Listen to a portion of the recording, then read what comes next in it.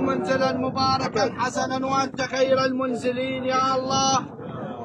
رب اغفر له وارحمه وأنت أرحم الراحمين.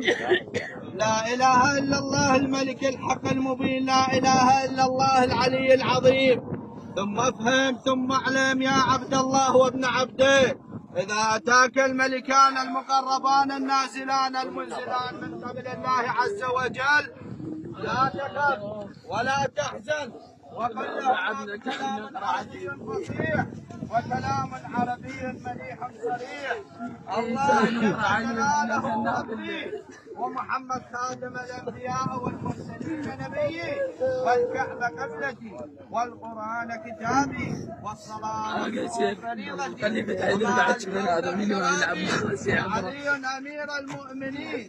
اسد الله الغالب في ارض امام ان شاء الله يشفع لك بهذا اليوم. وفاطمه الزهراء سيده نساء العالمين سيدتي، والحسن المجتبى امامي، والحسين الشهيد بارض كربلاء امامي، وعلي بن الحسين امامي، ومحمد الباقر امامي، وجعفر الصادق امامي، وموسى الكاظم امامي، وعلي بن موسى الرضا امامي، ومحمد الجواد امامي، وعلي الهادي امامي، والحسن العسكري امامي، والخلف الحج صاحب الزمان حسب البنيان عجل الله فرجه وسهل الله مخرجه. هؤلاء ائمتك وسادتك وقادتك وشفعائك الى الجنه ان شاء الله، من هم تتولى ومن اعدائهم تتبرأ في الدين والدنيا والاخره. اللهم جاف الارض عن جنبيه يا الله،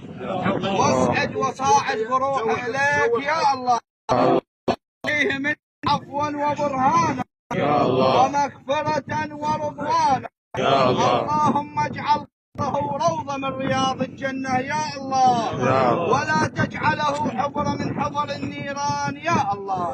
الفاتحة إلى روح شيعة أمير المؤمنين، وبالخصوص أمات الحاضرين، وبالخصوص المرحوم الحاج الشيخ محسن حميدي البزون. الفاتحة معطرة بالصلاة على محمد وآل محمد. اللهم صل على آل محمد. يغفرون الذنب جميعا.